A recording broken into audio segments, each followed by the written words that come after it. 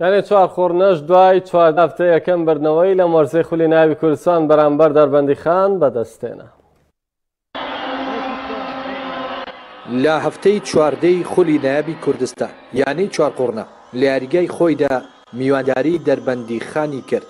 سەرەتا هەردوو لە با هێرشبردن دەستیان پێکرد، بەڵێم فایق لە خولەکی 26دا چوار قوڕنەی کردە خاوەنی گۆڵی یەکەم و جێمی یەکەم بەم شێوەیە مایەوە.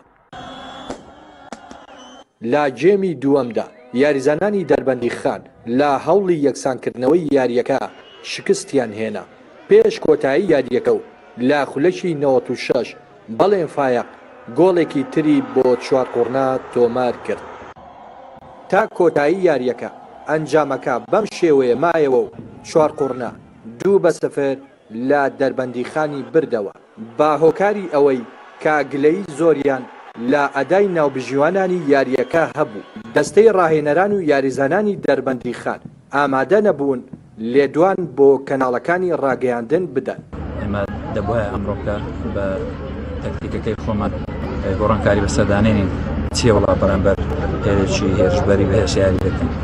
بۆیە پێویستی بۆ بووکەوە بڕیارێکی قورس بدەین کە بە هەمان شێوازی خۆمان و هەمان هێرشبەری یاری بکەین توانیمان ئێمە سەرکەوتوو بین بم بڕیارەمان و یاریزانەکە لەو پەڕیاز بەرزیدا بوو. سەرتا بەخوای گەورە دواتر پاڵپشتی ئەو هەندەرە زۆرەکە ئەوڕۆ لە سانیەیەکەم ڕاتاوەکو 90 خولەک بەبێ ئەوەی یعنی یەک داخەدانیشی هەمیشە هانیان دەدەن، ینی وایان لێکردن کە ئەم یاریە هەرچۆنێک بێ بیبینەوە. وەسپاس بەخوای گەورە توانیمان ئەنجامەکە لە بەرژەندی خۆمان کۆتایی ببینین. دوای تێپەڕبوونی 14 هەفتە لە خولی نایابی کوردستان چوار قوڕنە تامی یەکەم سەرکەوتنی کرد و کۆی خاڵەکانی کردا 11 خاڵ، یانەی دەربەندیخانیش خاوەنی 19 خاڵە. ڕێناس ئەرسەلان، کەناڵی پەیام، چوار قوڕنە.